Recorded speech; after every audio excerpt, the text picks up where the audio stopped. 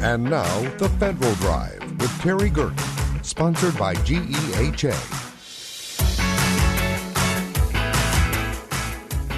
Welcome to The Federal Drive on Federal News Network. It's Wednesday, March 4th.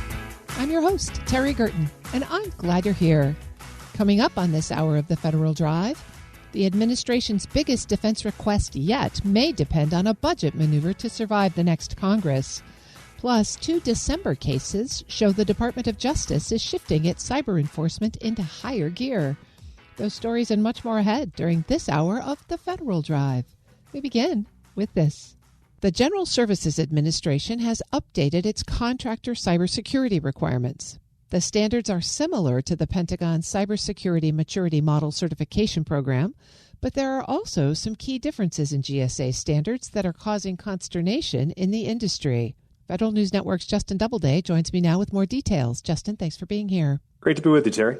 What is GSA planning to evaluate when it looks at the cybersecurity practices of its contractors? Yeah, well, GSA kind of quietly released this new IT security guide back at the beginning of the year, and it lays out protection requirements for controlled unclassified information in non-federal systems. So in plain speak, that's sensitive data that GSA has to share with contractors as a result of doing business with those contractors. And what GSA wants to do is to have contractors not only provide documentation that they have secure systems that are managing this data, but as part of this new guide, it would also require contractors to go and get an independent assessment of its cybersecurity practices. And those cybersecurity practices are supposed to be in line with National Institutes of Standards and Technology controls. NIST has a whole publication all around protecting CUI in non-federal systems. And so that's what these GSA standards would be based on, similar to the CMMC, the Cybersecurity Maturity Model Certification Program up at the Pentagon. So that's where they're kind of aligned, but there are some pretty big differences that have created some initial headaches for folks in industry who are trying to digest these new GSA requirements. Well, you're right. It does sound similar to CMMC, including the independent audit, but walk us through some of the differences that you're hearing. Well, the key difference is kind of wonky, but stick with me here. So the NIST standards, the special publication for protecting CUI, has a couple of different revisions. These are essentially additions. NIST updates these publications over time to, of course, stay up to date with technology and the latest cybersecurity practices. So GSA's new standards here are based on revision 3 of this NIST publication. CMMC, by contrast, is based on revision 2. The reason for CMMC being based on that earlier edition that came out several years ago is because the Pentagon had to go through a really lengthy rulemaking process to get CMMC on the books. And they have to go through another rulemaking process just to update to revision 3. And so a lot of defense contractors have already or are now setting up their cybersecurity programs to be based on the revision 2 standards. GSA here, it has gone to revision 3 well ahead of when DoD was planning to. And there are some pretty big differences in the 2 different publications. Revision 3 is actually a little bit harder, a little bit higher of a bar, better cybersecurity, but also essentially more compliance cost for contractors to fall in line. And that's a really big difference that a lot of folks in industry are saying, hey, GSA, you've gotten out in front of where a lot of the defense industry is going, and there's a lot of overlap between the contractors there. Right. I was just thinking there are contractors who support DoD and also the civilian agencies. Are they going to be held to both standards, or what other sorts of challenges might they face in trying to comply with both sets of guidance? Yeah, I spoke with a few folks, including Trey Hodgkins, who is an independent consultant, but also chairs the cybersecurity division for the National Defense Industrial Association, NDIA. He essentially said that it's going to create a difference in the product costs that a vendor can offer to GSA versus DoD. And then, as you point out, of course, if there's a vendor that supports both GSA and DoD, if it wants to continue supporting GSA it would have to update to that higher level bar. And that's where, you might see contractors make a choice and say, we'll just go all in on DoD for now because that's where we are. And GSA obviously would not want to see, their contractors potentially exit doing business with them because of these standards. But that's the risk that some folks are talking about right now with these new GSA requirements. It sounds like there's a lot for industry to consider, but are there other places where the GSA requirements differ from other standards that are out there? We've talked about CMMC, but maybe there are some other places where contractors are already in compliance and now will have to adjust? Well, there's one that's pretty interesting that I want to highlight. The new IT security guide that GSA put out there that has these requirements that we're talking about for NIST standards and things like that. It also has a cyber incident reporting requirement, and this would require contractors to report cyber incidents within 1 hour to GSA, which is really quick compared to a lot of other standards that are out there. CMMC has a 72-hour reporting requirement.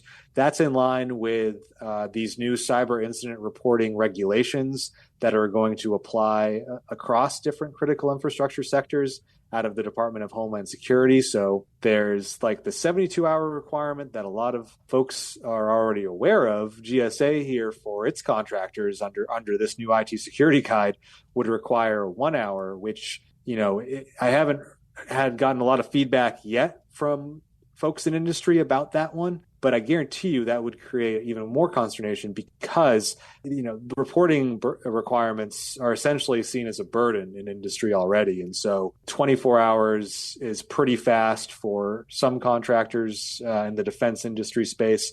72 hours is kind of this across the board standard. And now you have GSA moving forward with a 1 hour standard. So that could create some more challenges here.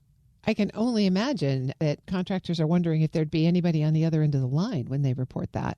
Yeah. So what will happen next now that GSA has put these standards out? Are they going to hold to it? Are they taking comments? What's going to go on? Yeah, this is just an IT security guide that GSA released without any sort of comment period or anything like that. So they could notionally apply these to contracts or solicitations today. That hasn't happened yet. And, I've reached out to GSA. If we hear back from them about their plans for implementing these requirements or their response to the industry feedback we've been talking about, go to our website. We'll have that update on our website if we hear back from them. But right now, we haven't seen these actually implemented. They are just kind of hanging out there. And so it'll be interesting to see whether GSA does include these in a solicitation moving forward, whether it changes track because of a lot of this feedback that they're getting, or whether it does something else to kind of align their new standards here with CMMC and other government standards. Well, there's certainly going to be a lot to watch, Justin, and so we know you'll keep us posted. Absolutely. Check out our website for the latest and greatest on all things cyber compliance. That's Federal News Network's Justin Doubleday. Justin, thanks for joining me. Thanks for having me, Terry. You can find his story at federalnewsnetwork.com. Up next, 2 December cases showed Department of Justice is shifting its cyber enforcement into a higher gear. This is the Federal Drive with Terry Gerton on Federal News Network.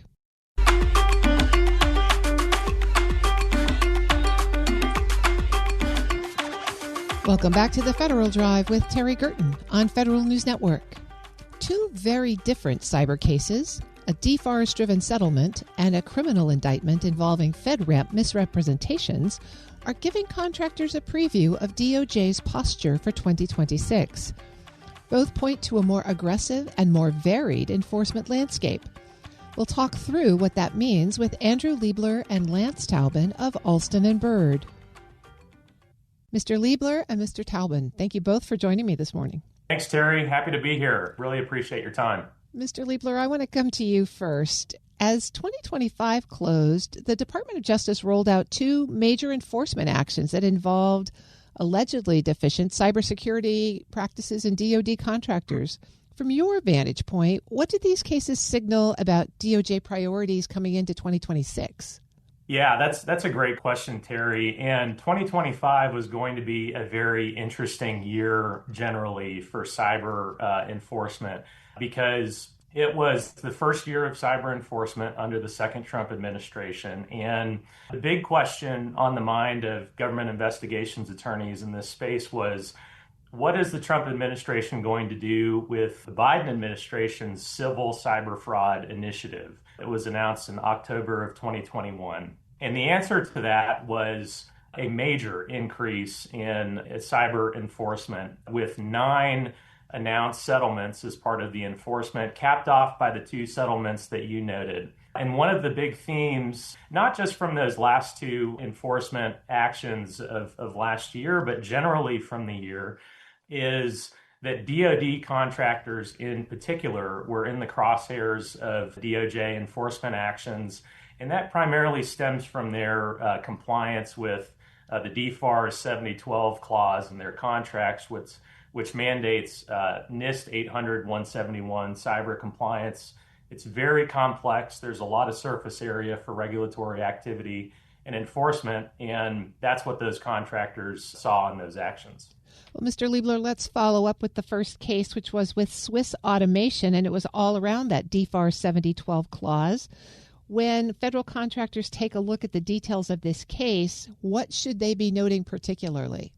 Well, I think they should be noting generally that DFARS 7012 is a very potent hook for enforcement in these cases. You know, the Swiss Automation case was actually, in terms of the settlements that were announced last year, was sort of a low watermark of the settlements. That might be informed in part because the conduct at issue in that case took place over a more narrow timeline, comparatively speaking, than, and when I say conduct, I mean sort of the noncompliance or alleged noncompliance. It took place over a more narrow timeline, comparatively speaking, with some of the other settlements that have been announced that took place over years of noncompliance.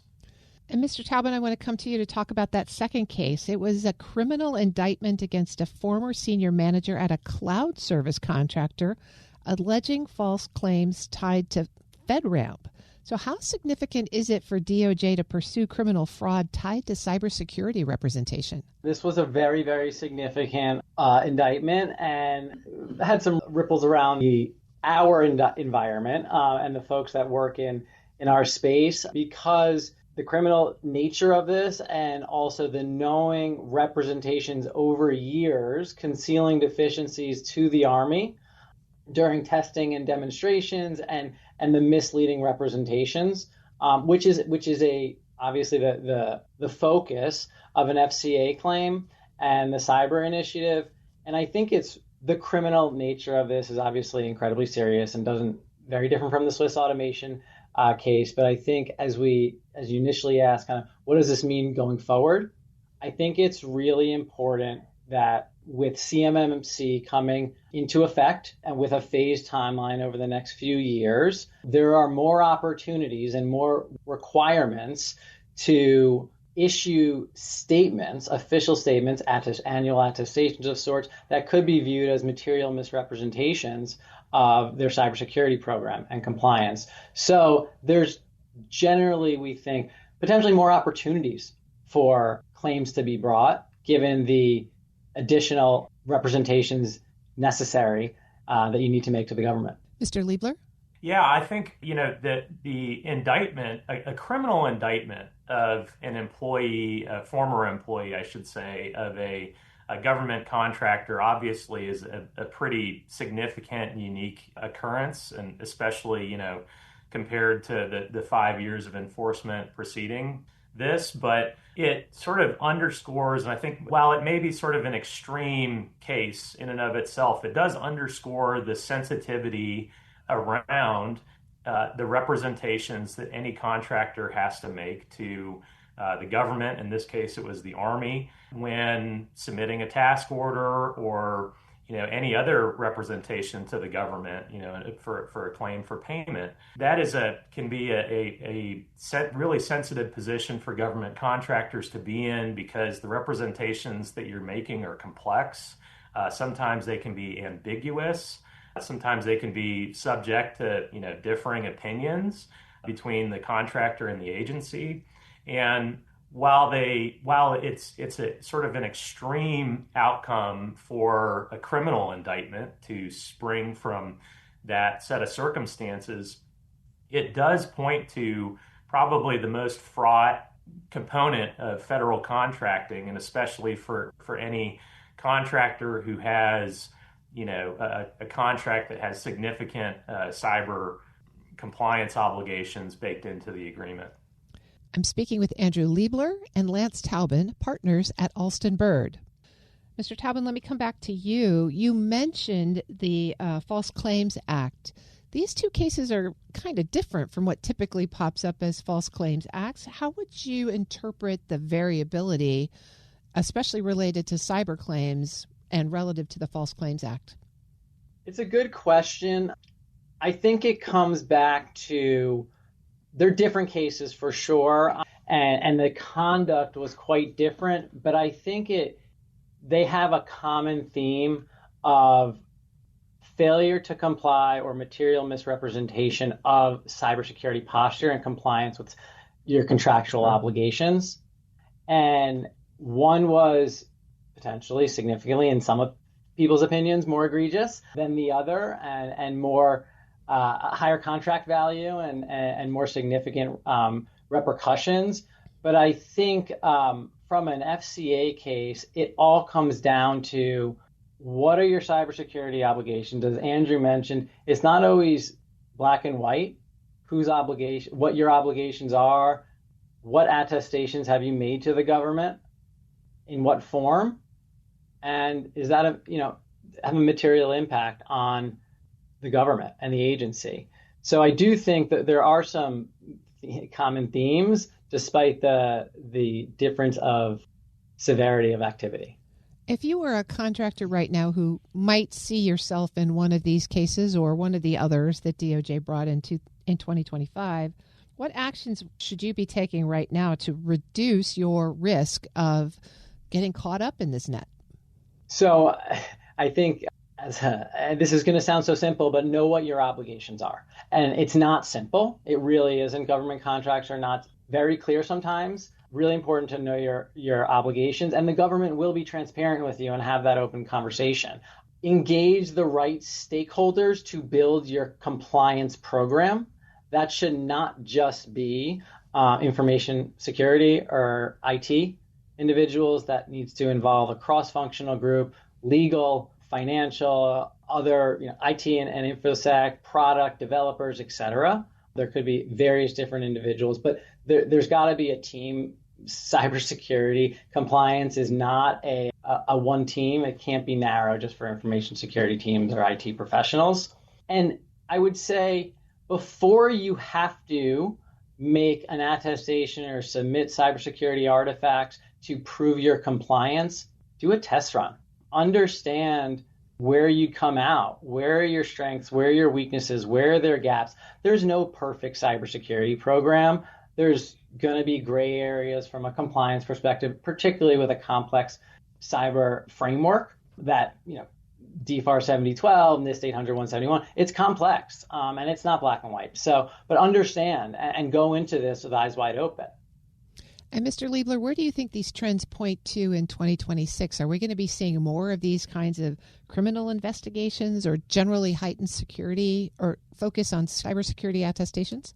Yeah, I think so. I think that there are a lot of trends that you can pull from this. One is the enforcement apparatus between the DOJ and the agencies has gotten more sophisticated. These investigations require a lot of resources. They require cooperation between the agencies. They require subject matter expertise, and that's being built, through these investigations. And when we see these settlements and announced cases, that's the tip of the iceberg. There are many, many more investigations that are underway, and companies in all areas of the market that are engaged in these discussions with the regulators at the moment.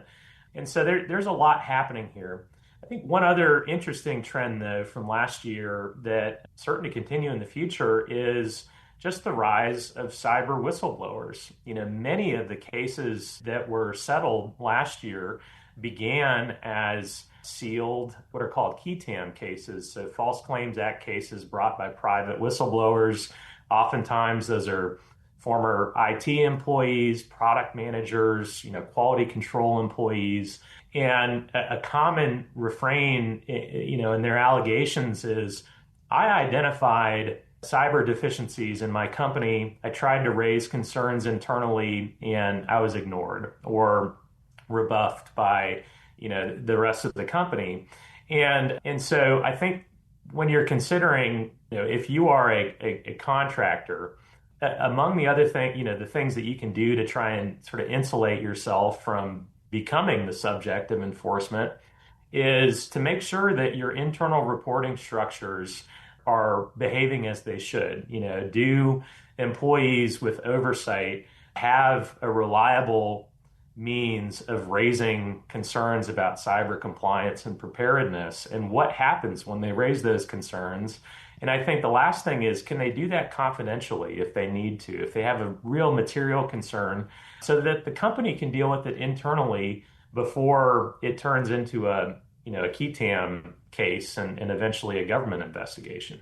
That's really smart advice. And Mr. Taubman, let me give you the last word. I just wanted to, one more item I would add, which I think is a really interesting and unique trend at the DOJ. Unlike other state and federal regulators, where we typically see enforcement actions on the cyber side following a significant data breach, the DOJ is not focused. The trend here is not focused on organizations that incurred a data breach, a cybersecurity attack. It's really focused on misrepresentations and material noncompliance with cybersecurity obligations. A data breach doesn't necessarily have to happen, and that's a unique trend and something that I think is important to understand and going forward.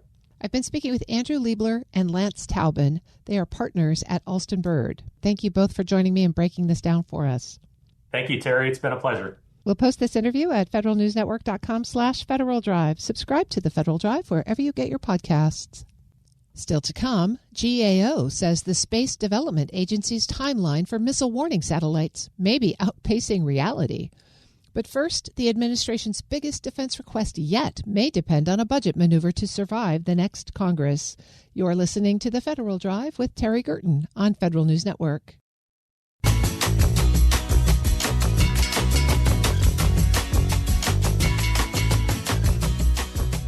Welcome back to the Federal Drive with Terry Gerton on Federal News Network. The president has proposed a historic $1.5 trillion defense budget for fiscal year 2027. But with the possibility of divided government after the midterms and the risk of another year-long continuing resolution, that funding boost could stall before it ever reaches the Pentagon.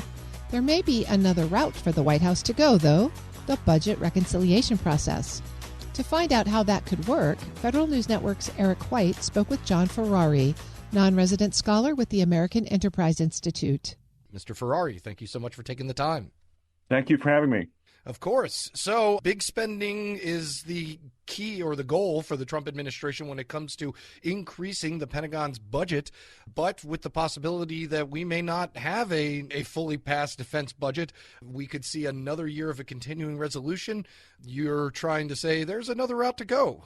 So what do you got for us? Yes, well, as you know, the government did pass the FY26 budget, and it was roughly $900 billion for the Department of Defense. But the next budget won't be worked on until this summer, and likely not enacted until after the midterm elections. And with the possibility of the House of Representatives and possibly the Senate flipping, it will be very difficult to get a $1.5 trillion defense budget through either the House if it turns Democratic or even the Senate which requires 60 votes. And so the other method of getting that type of funding is budget reconciliation. All right. And so how does that work? We heard that term a couple of times, but it seems as if every time it's used, it's the rules of said Congress usually change it up. What would that look like this go around? Yeah, so the rules are fairly straightforward, but it requires a trifecta to pull off, right? So you have to have a majority in the House of Representatives, you have to have a majority in the Senate, and you have to have the presidency. So you have to control all three branches of the government. And in essence, there's a special rule in the Senate that says if you do this budget reconciliation and it's just about the money, you don't have to worry about the filibuster. So really, budget reconciliation is a carve out from the filibuster rules. And so in this case, it would take a simple majority in the Senate, a simple majority in the House, and the president would sign a bill to do a funding package in FY26. And of course, that would need to be done probably prior to the elections.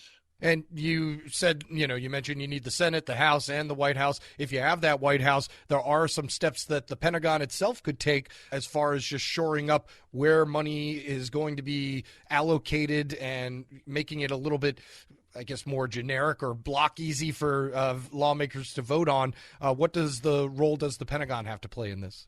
Yeah, so the interesting thing about reconciliation in the Congress is that it's money that's appropriated per the Constitution, but it's done by the authorization committees, not by the appropriation committees.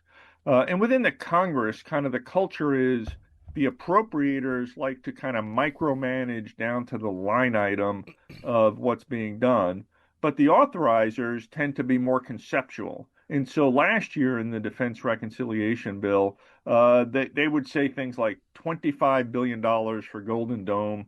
Hey, Pentagon, tell us when you know what you want to spend it on. Whereas the appropriators would be down to the line item, where each of the millions goes. So in this case, the Pentagon would need to be working with the authorizers today to begin shaping the outlines of what could be a $450 billion worth of mandatory spending in this bill, in which case then you'd have $450 billion in reconciliation, another $1 trillion or so in the base budget for 27, and that's how you get to the 1.5. We're speaking with John Ferrari. He's a non-resident scholar with the American Enterprise Institute. All right, so now we've covered the procedural aspect of this. Let's look at the politics of this situation. Obviously, the Trump White House wants a bigger spending budget for the Pentagon, has made numerous statements saying that they are looking to increase the lethality of all of the military aspects for the U.S. government. How would this go? What would doing this process, how would that help them achieve that goal? Well, so I'd say the politics are obviously tricky, and they're tricky for two very important reasons. Number one, in the House of Representatives, the Republicans only have a 2 or 3 seat majority, depending upon who shows up to vote. So they would have to have 100% agreement on anything that goes in a reconciliation bill, and it's going to have to be bigger than defense. And reconciliation is meant to do really two things. It either spends money or it takes money back. And there are enough people in the House and enough members in the House that don't want any additional spending, the deficit hogs. And there are others that want certain cuts to be done and coming to an agreement. And there are others who want certain changes to the tax law. And getting everybody together proved very, very difficult last year. But the president managed to get everybody in line and expended an enormous amount of his political capital in the Congress to get it done. So that's number one. Number two, the OMB director, right? He probably doesn't necessarily enthusiastically support the extra spending, right? So the OMB director is a deficit hawk. He is not in favor of more military spending. And so from his point of view, if he just puts it through the normal appropriations process, if it doesn't happen, well, he tried and the extra spending doesn't get done. So he's probably not looking for a reconciliation bill this year that spends more money, right? Because that's not really in his nature. And so those are the two political headwinds within the administration and the Republican Party that would make this not happen. And yeah, let's look at that scenario. If this doesn't happen, we're looking at another CR for fiscal year 27. I say another just because it's happened before. I know that we had a budget last year, and that was seen as a big improvement on things. But what is at risk here if we go back to using the CR method? Well, so there will, with near certainty, be a short-term CR to get us from 1 October till after the midterm elections, right? There's probably a 0% chance of there being a bill before then.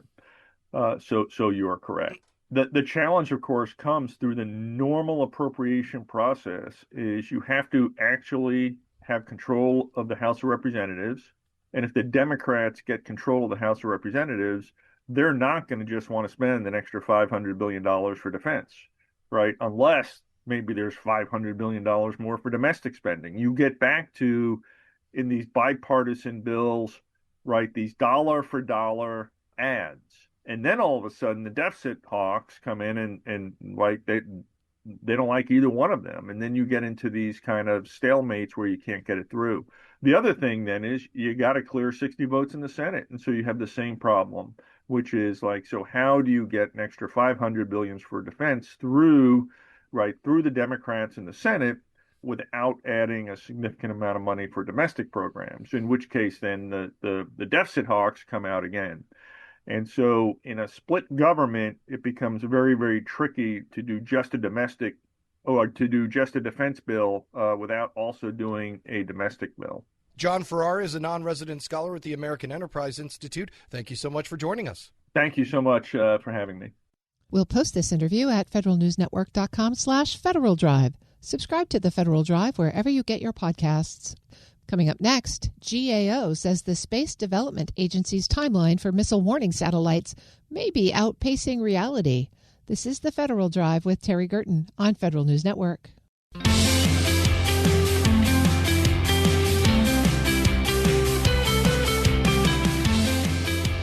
Welcome back to the Federal Drive with Terry Gerton on Federal News Network. GAO says the Space Development Agency is at risk of falling behind on missile warning capability because of the technology readiness gaps and schedule planning weaknesses. The report also warns that users don't have enough transparency into how requirements are set, and DoD still lacks a reliable life cycle cost estimate. We'll walk through the details with GAO's John Ludwigson. Mr. Ludwigson, thank you so much for joining me. Thank you for your interest in our work.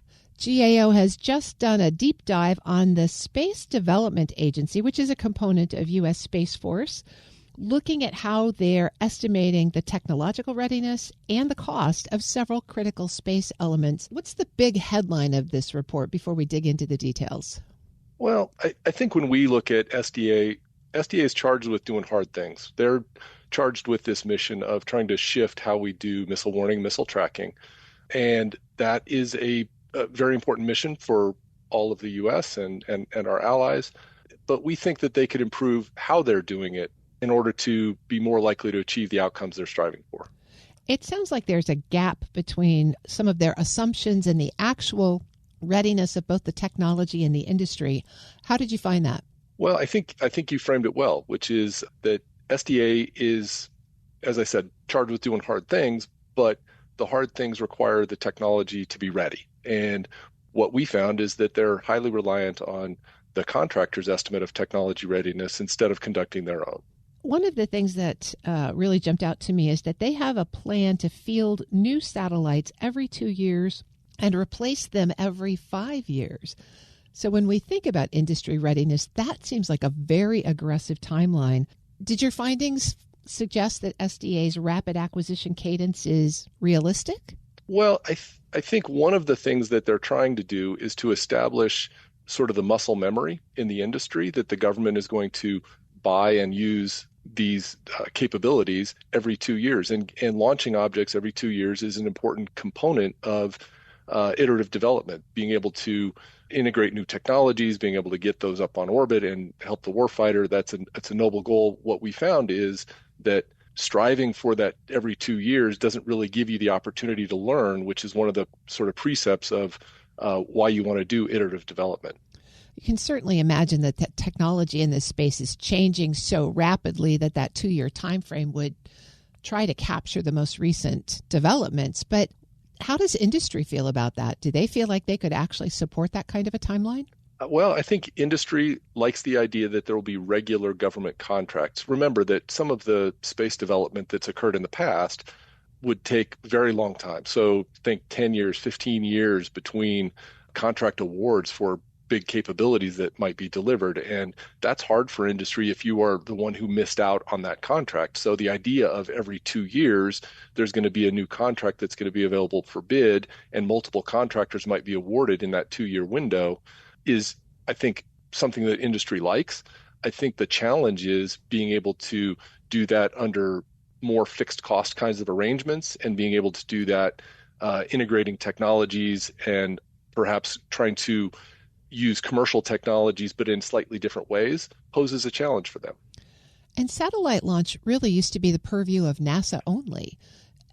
Does SDA have the capacity, the competencies to be able to move to something like that kind of schedule? SDA is relying on commercial launch, right? So if you think of the going to the moon space age, that was certainly the purview of NASA. I think that launching satellites has been something that DoD has either done directly or indirectly through commercial launch. Today, commercial launch companies, think SpaceX, ULA, Blue Origin, those are the companies that are out there providing launch for DoD and others. They are the ones who would be supporting that 2-year launch cadence. But the integration of the satellites and being ready for launch is a challenge to do that every 2 years for sure. One of the other gaps I think that the report raises is that the combatant commands, who will be the consumers of the satellite functionality, say they haven't really had a role in helping develop the requirements. Tell me more about GAO's assessment of that situation. So as you know, I know you track our work pretty regularly. The requirements development process, typically it would be something that would be done on the DoD side. They would talk to people. They would go in the cave. They would write down the requirements of what the new system needed to do. What SDA has tried to do is they've established the Warfighter Council, which would work with SDA to develop those requirements. And the Warfighter Council includes combatant commands and the intelligence community and some other folks to try to come up with what the requirements might look like. What we found is that those meetings tended to be, from the perception of the not SDA Warfighter Council participants, they were presentations rather than sort of collaborative developments of those requirements. And what difference does that make then as the programs may go forward?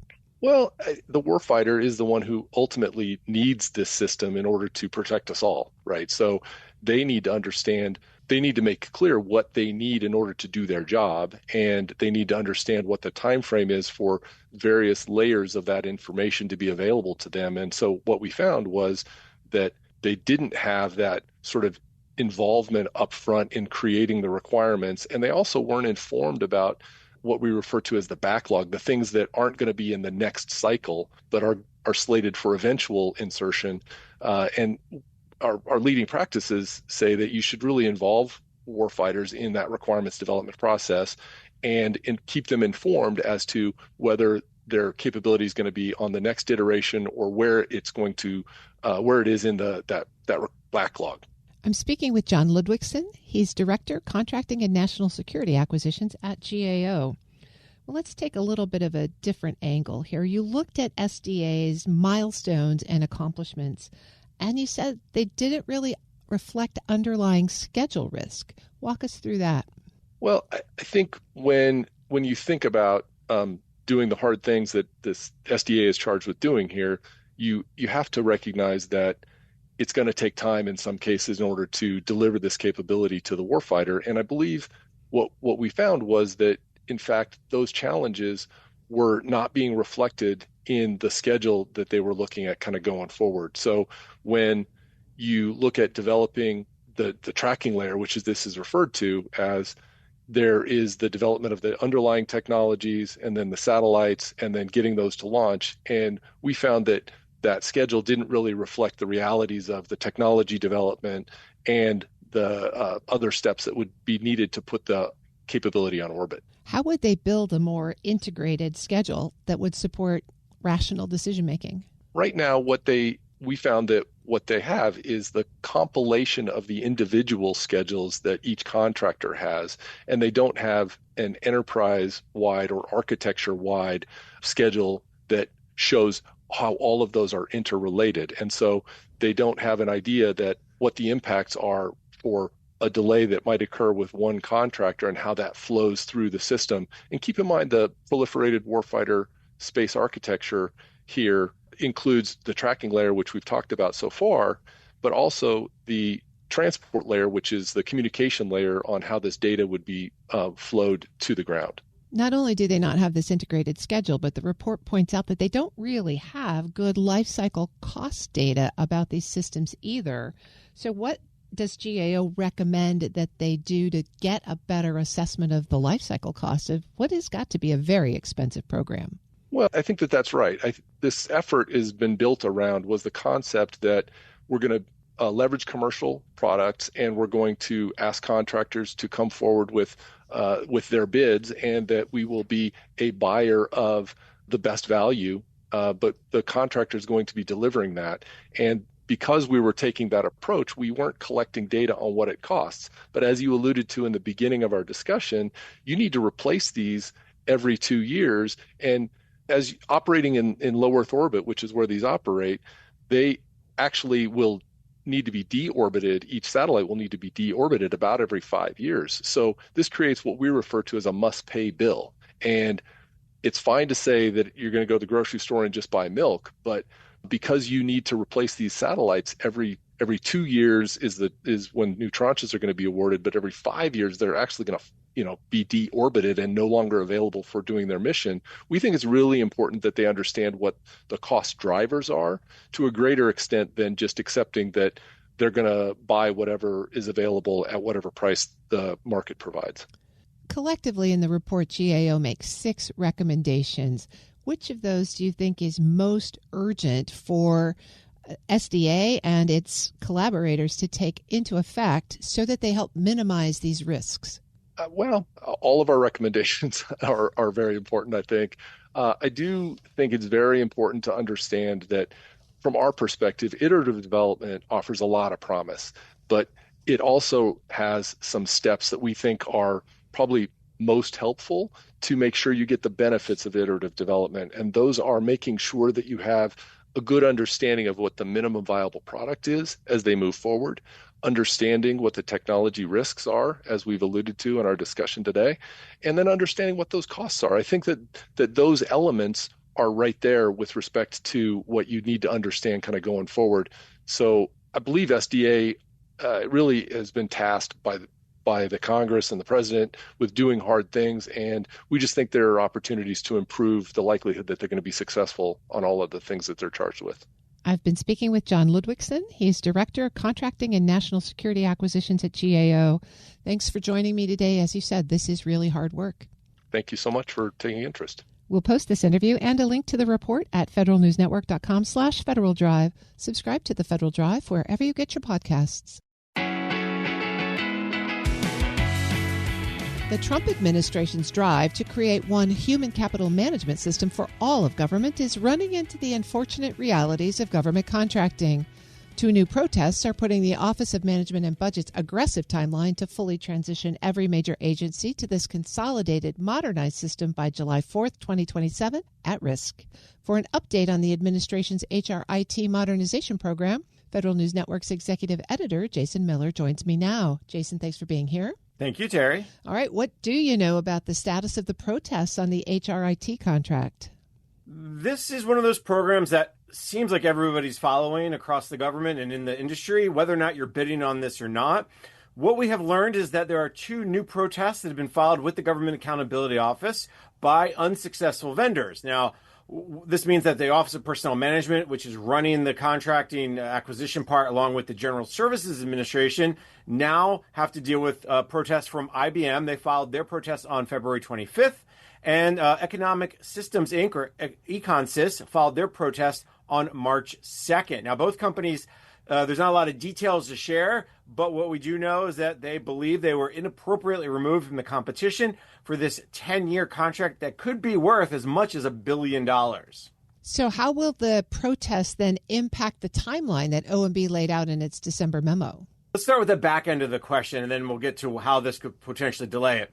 If you remember back in early December, OMB put out a memo kind of calling for this consolidation of HR systems across the government. Now, in that, OMB Director Russ Vogt and Scott Cooper, the OPM Director, said, hey, we have 119 different systems, a lot of redundancy, a lot of waste, nothing's modernized. So we want by July 4th, 2027, to move every major agency to this new consolidated system. So they set it up in waves that this transition would start this year in fiscal 2026 and conclude by 2027. There are about 6-7 agencies in the first wave, about 8 or 9 agencies in the second wave. What these protests mean now is, okay, when will this contract be awarded so they can get started? Now, GAO has until early June to decide these cases. Terry, you and I know from covering protests over the years, sometimes they don't go all the way out the full 100 days that GAO has to look at these, but this will definitely put a delay on the program itself because the government has to respond, GAO has to look at it, there may be arbitration, GAO may tell OPM, wink, wink, nod, nod, you're not going to win this, you may want to take corrective action, or vice versa. The vendors could get, wink, wink, nod, nod, you're not going to win this, and they'll withdraw their protest. But either way, this will add more time to the acquisition. Now, I've talked to several sources who are following this very closely, and all of them have said to me the initial thought was that OPM would make the award at the end of January. Here we are early March. They still have not made the award, and obviously they've moved forward with some decisions. I've been told from multiple sources that both IBM and Econosys were eliminated from competition in that fourth and final phase, which include virtual live demonstrations and system testing. So what I know is they have not made the award yet. They are, quote unquote, potentially behind some schedules. It depends on who you talk to, but the protests are definitely not going to help. When would they need to make an award by in order to keep on their schedule? Terry, I think that's what's unknown about this is how long that migration will be. And I think one of the things that I've been told is that the two remaining competitors in this is Oracle and Workday. Oracle is partnering with Deloitte and Workday is partnering with Accenture. And while Oracle's had some rough challenges with HR modernization, there's a DoD program we could point to that they ended up getting canceled earlier in 2025. Workday is fairly new to the federal sector. They have some programs with DIA, with Energy Department. Either of these are, if you will, the most well-established of these programs. So there would be, what one person said to me, one expert said to me, would be a lot of integration, a lot of data migration, a lot of big efforts to kind of get this program off the ground. The person I spoke to said, well, there's also IBM, and IBM has actually been in this market for a long time, and they feel like IBM has a stronger foot to stand on for their protest, given that fact they already provide HR services to OPM, to GSA, to the Veterans Affairs Department. In fact, I found a press release from IBM that says they provide HR services to about 500,000 federal employees already, which is why I think is part of their basis for the protest to say, hey, how can we be eliminated when we are already doing this for a fourth or so of the federal government? So what would this mean to the long term? A lot of it depends. It depends on who wins and how much integration, rework, how much of that data migration would need to happen. It sounds like the protest might be symptomatic of bigger problems in this kind of complicated government-wide project. Absolutely right. Now, again, what OPM is doing and GSA are doing is looking for a single award. Now, anytime you have a huge contract, 10 years could be worth as much as $1 billion. That's what some industry experts say.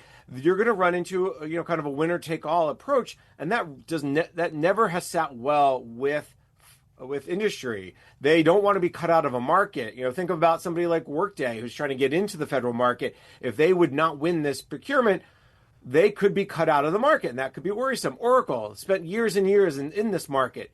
IBM, Econosys, they feel like if we don't get a shot here, could we be cut out of this market? So we've seen this with, for instance, the Defense Department's cloud program called JEDI. Remember that many years ago?